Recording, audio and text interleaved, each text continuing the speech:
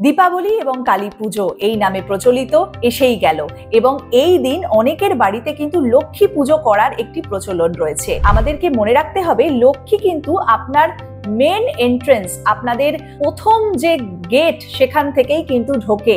তার মানে আমাদের মেন এন্ট্রেন্সটাকে পরিষ্কার পরিচ্ছন্ন রাখতে হবে। কোনো রকম ভাবে যদি নোংরা পাপোশ বা ছিঁড়ে যাওয়া পাপোশ থাকে সেটাকে অবশ্যই কিন্তু বদলে নেবেন দীপাবলির আগে। এবং বাড়িতে মেন এন্ট্রেন্সের দরজাতে আপনি তোরণ অথবা বন্ধন ওয়ার লাগাতে পারেন বা আম্র পল্লব দিয়ে কিন্তু সাজাতে পারেন। এটা খুবই শুভ এবং তার সাথে সাথে আপনি স্বস্তিক চিহ্ন যদি না আঁকতে পারেন, বাজারে পাওয়া যায়, সেটা কিন্তু অবশ্যই মেন এন্ট্রেন্সে আপনি কিন্তু স্বস্তিক চিহ্ন লাগাতে পারেন। শুভ লাভ বা এরকম জাতীয় পজিটিভ জিনিস আপনি কিন্তু অবশ্যই মেন এন্ট্রেন্সে করতে পারেন ঋদ্ধি সিদ্ধি বৃদ্ধির জন্য। মনে রাখতে হবে যে এই দিন কোনো রকম ভাবে কোনো খারাপ কটু কথা অথবা কোনো রকম ভাবে নোংরা আবর্জনা জমিয়ে রাখা এগুলো কিন্তু না করাটাই ভালো। হিলিং অ্যাস্ট্রো হিল ইওর লাইফের তরফ থেকে দীপাবলি এবং কালী পুজোর অনেক অনেক শুভেচ্ছা।